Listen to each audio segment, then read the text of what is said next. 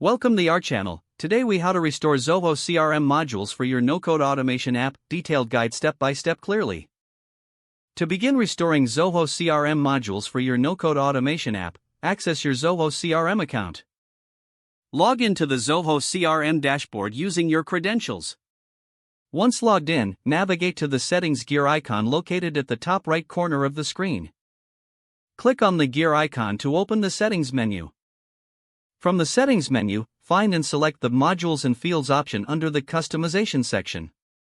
In the Modules and Fields section, look for the list of available modules.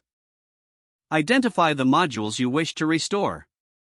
If you have previously deleted any modules, find the Recycle Bin or Deleted Modules option. Click on the Recycle Bin to view a list of deleted modules. Browse through the deleted modules to locate the specific ones you want to restore. Once you find the module, click on the checkbox next to its name. After selecting the module, look for the Restore button at the top or bottom of the list.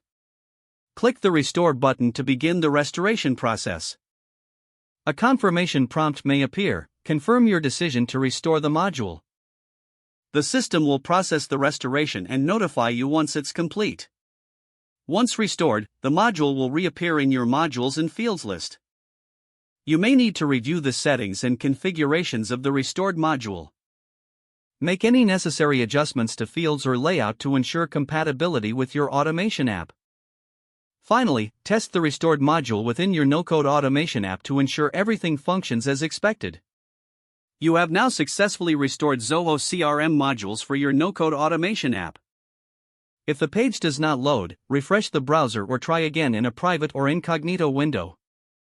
Make sure you are using the correct email address, then retype it carefully to avoid small typos.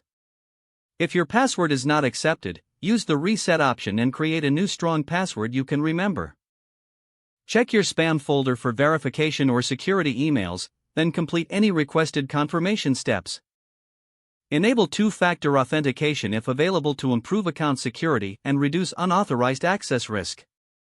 After signing in, review your profile details so your contact information and settings are accurate and current.